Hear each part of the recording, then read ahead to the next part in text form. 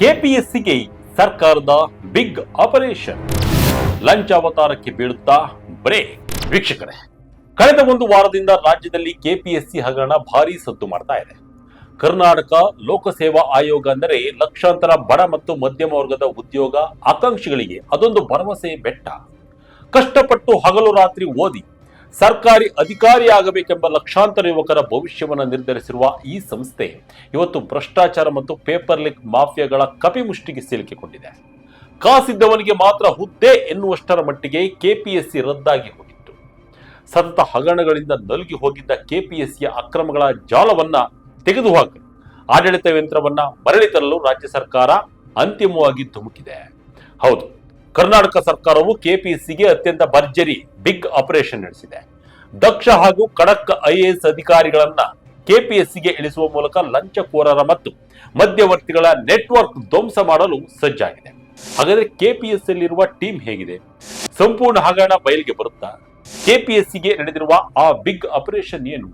ಈ powerful team ನಲ್ಲಿ ಯಾರೆಲ್ಲ ಇದ್ದಾರೆ? ಬನ್ನಿ ಸಂಪೂರ್ಣ ಮಾಹಿತಿಯನ್ನ ನೋಡ್ಕೊಂಡು ಬರೋಣ. ಕೆಪಿಎಸ್ಸಿಗೆ ಹೆಚ್ಚು ಪ್ರಸನ್ನ ಎಂಟ್ರಿ, ಲಂಚಕೋರರಿಗೆ ನಡುಕ ಶುರು. ವೀಕ್ಷಕರೇ, ಸತತ ಹಗರಣಗಳಿಂದ ತೀವ್ರ ಮುಖಭಂಗ ಅನುಭವಿಸಿದ ಕರ್ನಾಟಕ ಸರ್ಕಾರಕ್ಕೆ ಕೆಪಿಎಸ್ಸಿಯ ವಿಶ್ವಾಸ ಅರ್ಹತೆಯನ್ನ ಮರಳಿ ತರುವುದು ದೊಡ್ಡ ಸವಾಲಾಗಿತ್ತು. ಇದಕ್ಕಾಗಿ ಸಿಬ್ಬಂದಿ ಮತ್ತು ಆಡಳಿತ ಸುಧಾರಣಾ ಇಲಾಖೆ ಬುಧವಾರದಂದು ಅತ್ಯಂತ ಮಹತ್ವದ ಆದೇಶವನ್ನು ಹೊರಡಿಸಿದೆ. 3 ದಕ್ಷ ಐಎಎಸ್ ಅಧಿಕಾರಿಗಳನ್ನ ವರ್ಗಾವಣೆ ಮಾಡಲಾಗಿದ್ದು ಕೆಪಿಎಸ್ಸಿ ಕಾರ್ಯಾಚರಣೆಗೆ ಹೊಸ ರೂಪ ನೀಡಲಾಗಿದೆ.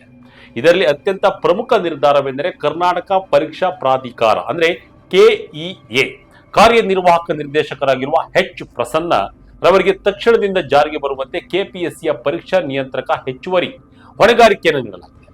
ಕೆಇಎನಲ್ಲಿ ಕಟ್ಟುನಿಟ್ಟಿನ ಪರೀಕ್ಷೆ ಪದ್ಧತಿಯನ್ನು ತಂದು ಅಕ್ರಮಗಳಿಗೆ ಕಡಿವಾಣ ಹಾಕಿದ್ದ ದಕ್ಷ ಅಧಿಕಾರಿ ಎಚ್ ಪ್ರಸನ್ನರವರ ಎಂಟ್ರಿ ಇದೀಗ ಕೆಪಿಎಸ್ಸಿಯ ಲಂಚಕೋರರಲ್ಲಿ ನಡುಕ ಹುಟ್ಟಿಸಿದೆ. ಕೆಪಿಎಸ್ಸಿಗೆ ಹೊಸ ಐಎಎಸ್ ಅಧಿಕಾರಿಗಳ ದಂಡು, ಪಂಚಾಯತ್ ರಾಜ್ ಇಲಾಖೆಯಲ್ಲೂ ಬದಲಾವಣೆ. ಸರ್ಕಾರದ ಈ ಬಿಗ್ ಆಪರೇಷನ್ ಅಲ್ಲಿ ಕೇವಲ ಒಬ್ಬ ಅಧಿಕಾರಿಗೆ ಸೀಮಿತವಾಗಿಲ್ಲ. ಕೆಪಿಎಸ್ಸಿ ಪರೀಕ್ಷೆಗಳನ್ನು ಪಾರದರ್ಶಕಗೊಳಿಸಲು ಪ್ರಸನ್ನರವರಿಗೆ ಬೆಂಬಲವಾಗಿ ಮತ್ತೊಬ್ಬ ಐಎಎಸ್ ಅಧಿಕಾರಿಯನ್ನು ನಿಯೋಜಿಸಲಾಗಿದೆ.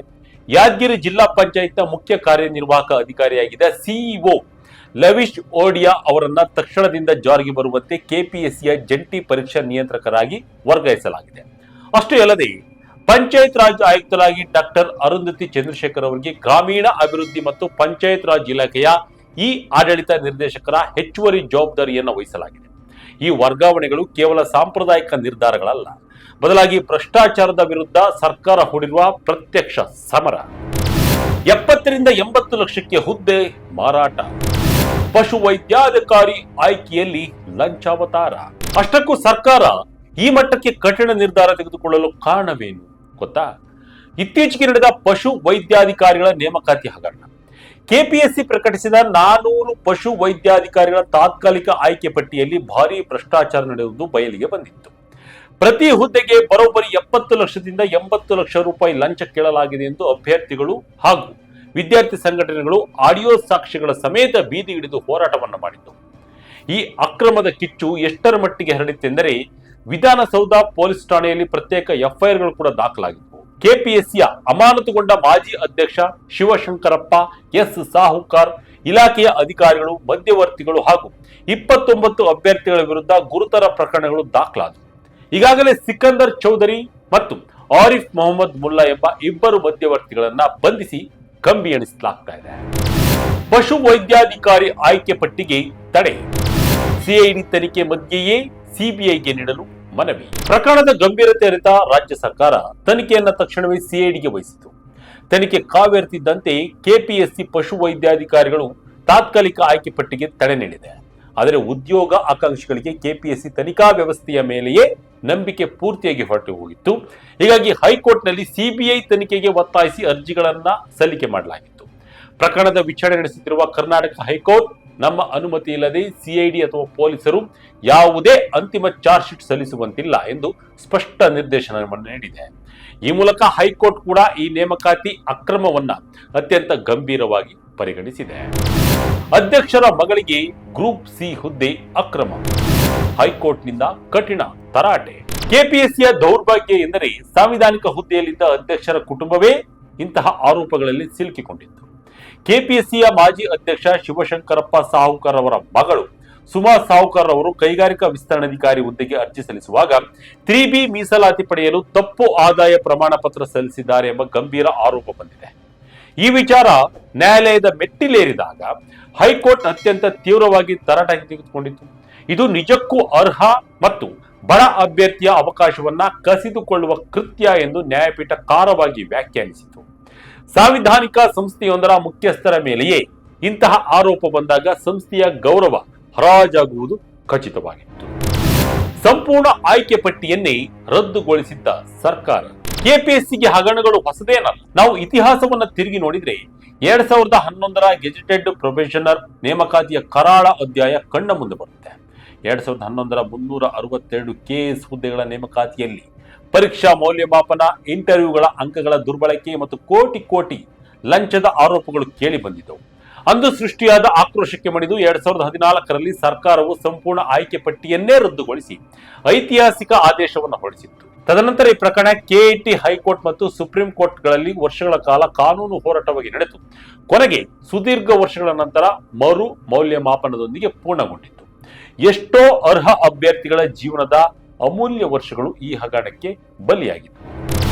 ಕನ್ನಡ ಅನುವಾದದಲ್ಲಿ ಭಾರಿ ಎಡವಟ್ಟು, ರದ್ದಾದ ಪರೀಕ್ಷೆ ಮತ್ತೆ ಮರುಪರೀಕ್ಷೆ. ಇಷ್ಟೆಲ್ಲ ಅನುಭವ ಇದ್ದರೂ ಕೆಪಿಎಸ್ಸಿ ಬುದ್ಧಿ ಕಲಿಲ್ಲ ಇಲ್ಲ. ಇತ್ತೀಚೆಗೆ ಅಂದರೆ 2024-2025ರ ಕೆಎಎಸ್ ಪೂರ್ವಭಾವಿ ಪರೀಕ್ಷೆಯಲ್ಲಿ ಇಂಗ್ಲಿಷ್ನಿಂದ ಕನ್ನಡಕ್ಕೆ ಪ್ರಶ್ನೆ ಪತ್ರಿಕೆ ಅನುವಾದ ಮಾಡುವಾಗ ಭಾರಿ ಗೊಂದಲ ಸೃಷ್ಟಿಯಾಯಿತು. ಗೂಗಲ್ ಟ್ರಾನ್ಸ್ಲೇಟ್ ಬಳಸಿ ಗೊಂದಲದ ಪ್ರಶ್ನೆಗಳನ್ನು ನೀಡಲಾಯಿತು. ಇದರಿಂದ ಕನ್ನಡ ಮಾಧ್ಯಮದ ಅಭ್ಯರ್ಥಿಗಳಿಗೆ ಭಾರಿ ಅನ್ಯಾಯವಾಯಿತು. ಅಭ್ಯರ್ಥಿಗಳು ರಸ್ತೆಗಿಳಿದು ಹೋರಾಟ ಮಾಡಿದಾಗ ಸರ್ಕಾರ ಮತ್ತು ಕೆಪಿಎಸ್ಸಿ ಪರೀಕ್ಷೆಯನ್ನ ರದ್ದುಗೊಳಿಸಿ ಮರುಪರೀಕ್ಷೆ ನಡೆಸುವ ದುಸ್ಥಿತಿಗೆ ತಲುಪಿತ್ತು. ಅಂದರೆ ಪರೀಕ್ಷೆ ನಡೆಸುವುದರಲ್ಲೂ ಕೆಪಿಎಸ್ಸಿ ಸಂಪೂರ್ಣವಾಗಿ ವಿಫಲವಾಗಿತ್ತು. ವೀಕ್ಷಕರೇ, ಕೆಪಿಎಸ್ಸಿ ಎನ್ನುವುದು ಕೇವಲ ಒಂದು ನೇಮಕಾತಿ ಸಂಸ್ಥೆ ಅಲ್ಲ. ಅದು ಲಕ್ಷಾಂತರ ಬಡ ಮತ್ತು ಗ್ರಾಮೀಣ ವಿದ್ಯಾರ್ಥಿಗಳ ಭವಿಷ್ಯದ ದೇಗುಲ. ಸತತ ಹಗರಣಗಳು ಮತ್ತು ಲಂಚದ ಆರೋಪಗಳಿಂದ ನಲುಗಿದ್ದ ಈ ಸಂಸ್ಥೆಗೆ ಈಗ ಐಎಎಸ್ ಅಧಿಕಾರಿಗಳ ಸರ್ಜರಿ ಮಾಡುವ ಮೂಲಕ ಹೊಸ ಚೈತನ್ಯವನ್ನು ತುಂಬಲು ಮುಂದಾಗಿದೆ. ಹೆಚ್ಚು ಪ್ರಸನ್ನ ಮತ್ತು ಲವಿಶ್ ಓಡಿ ಅವರಂತಹ ದಕ್ಷ ಅಧಿಕಾರಿಗಳ ಎಂಟ್ರಿ ಭ್ರಷ್ಟಾಚಾರದ ಜಾಲಕ್ಕೆ ಸಿಂಹ ಸ್ವಪ್ನವಾಗುವುದು ಖಚಿತ. ಅರ್ಹತೆ ಇರುವವನಿಗೆ ಕೆಲಸ ಸಿಗಬೇಕು, ಕಾಸಿದ್ದವನಿಗಲ್ಲ ಎಂಬ ಸತ್ಯ ಈ ಬದಲಾವಣೆಯಿಂದ ಜಾರಿಯಾಗುತ್ತಾ ನೋಡಬೇಕು. ಪಾರದರ್ಶಕತೆ ಮರಳಿ ಬರಲಿ. ಆ ಮೂಲಕ ಪ್ರತಿಯೊಬ್ಬ ಉದ್ಯೋಗ ಆಕಾಂಕ್ಷಿಗಳಿಗೆ ಶ್ರಮಕ್ಕೆ ನ್ಯಾಯ ಸಿಗಲಿ ಎಂಬುದೇ ಎಲ್ಲರ ಆಶಯ. ವೀಕ್ಷಕರೇ, ಕೆಪಿಎಸ್ಸಿ ಸರ್ಜರಿ ಬಗ್ಗೆ ತಮಗೆ ಅನಿಸಿದ್ದನ್ನ ಕಮೆಂಟ್ ಮೂಲಕ ತಿಳಿಸಿ. ಇದಾಗಿತ್ತು ಈ ಕ್ಷಣದ ಅಪ್ಡೇಟ್. ಇದೇ ರೀತಿಯ ಅಪ್ಡೇಟ್ಗಳಿಗಾಗಿ Vijaya Kanaka website, YouTube page, Facebook page follow ಮಾಡ್ತಾ ಇರಿ. ಧನ್ಯವಾದಗಳು.